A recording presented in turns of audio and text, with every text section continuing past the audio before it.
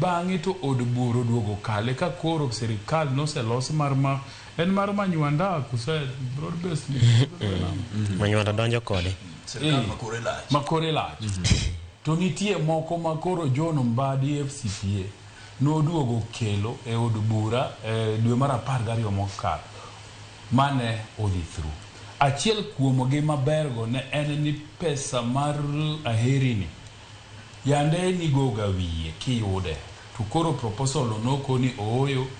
pesa ni mar aherino komigo to mite maonge ni sirikal gowiye nikech nosechami osuru kitiyo to koro mari matin mar aheri ni kone ni koro in sama koro onge gimitimo ni mae michamo kidam be nyocha sirikal poti mang'owa dwa mano noko ni oyo wena joge oyud pesa gi so nitiere mabeyo mane nitie finance bill 2024 mano nini emomiyo sani bende koro nyaka wapenjre nikech ng'eni finance bill 2025 bende nyo kale od bura juma mokalo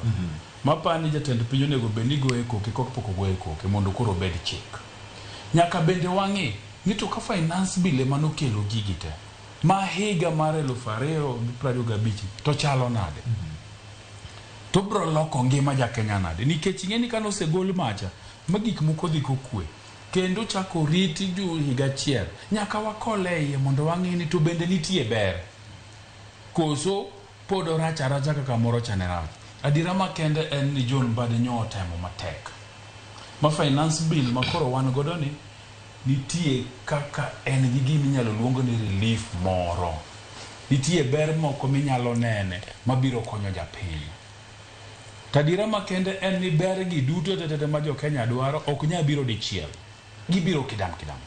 so kwa ng'io finance bill ma 2024 to gi ma 2025 wanyalo wacho ni finance bill ma 2025 ni to kata gi budget duto nitiere gigo moketie mabiro bedo maber maricho be yande nitie mamano bende nyaka puojo od bura nikech nitiere gimoro kanyo mane wacho ni KRA nyalo buka to koni koro inodera nikech shati mirwako ni anto shati nini tadwa ni kata jo DCI odonjere kit shati ni ok en shati mirwako kimiru agwelo maveri alo abai kura agwelo ginyalo biro ira sasa magier nyama thurgi kunya mula samoro ni buri mar mula to e mani yudo giti ano ka kori rocha ko kwenye weche mar mula koro keni ke arone nanana ni soup ma ogweno nyiewonwa pile kwa tieko chenro to golo pesa kani makata ka uno dhi nyiewonwa to nyako nyie kit ten manya watene gode fangano ne nitie ano tena moro manyodo atimo koro ni wacho ni to ogweno ne gik motimo pesa ni ogolo kani to gigone mna Safaricom simo to gikoni ornwa M-Pesa statement mar ogweno to ging'iyo to gikoni ogweno ni chal ka gima nitie kaka pesa moyudo to gima wacho ni wayudo pogore